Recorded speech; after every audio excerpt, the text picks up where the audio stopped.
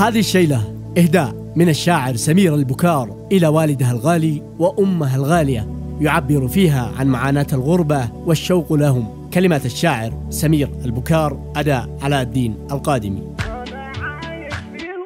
أنا عايش في الغربة ساجن والشوق يذبحني، سجن في غربتي من غير قضية والعيون تدمع. سهرت الليل أتألم وأدعى الله يرحمني، شبابي ضاع في الغربة وذي راح عمره ما يرجع. تمر سنين بعد سنين ولا في يوم متهني، ولا بين العنا والكد والطال الليل أتوجع. يعيش المغترب في هم ولو صايح ولو غني، يكافح لاجل اهل تعيش هم اطفال لا تجوع. انا ادعيك يا اله الكون بسورات قافي تسمعني، وترزق كل من سافر الى الغربة 3 و4. تسهل دربهم يا رب وترزقهم وترزقني، وتعطي كل واحد رزق يا الله اللي يشبع. وتحفظ كل من سافر الى الغربة وتحفظني، ورده سالما غانم مع اهله ربنا تجمع. يا قول ابن البكر حنيت لبي وامي وصوت ابني،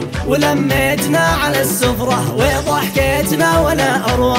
ابي يا نبض قلب ابنك وامي يا ضياء عيني، حياتي قربكم والبعدين اراه في الحشوانة. ابي يا نور وسط البيت فراقك كم بيوجعني، وامي جنة الفردوس تحت اقدامها اركع. ابي انت دوا قلبي وارتاح يوم تحضني، وانت عالمي يا ابوي وبك وحدك انا اتشجع. وامي جنتي انتي وجودك كان بيسعدني، تهميني اكلت اليوم شربت يا ابني وانا اتدلع. وكيف مشتاق لكم وانتم حنان الكون تعطوني، ويوم سافرت تدعولي بحفظ الله لما ارجع. في يا رب احفظ الوالد وامي هي نظر عيني، وطول عمرهم يا رب عادت الاشجار ذي تزرع. وخليهم لنا يا رب وعنهم لا تبعدني، وتلبسهم ثياب العافية يا من لنا تسمع. يا قول ابن البكر يا كل من جالس بتسمعني، تصلي على النبي المختار بيوم الحشر هو يشفع.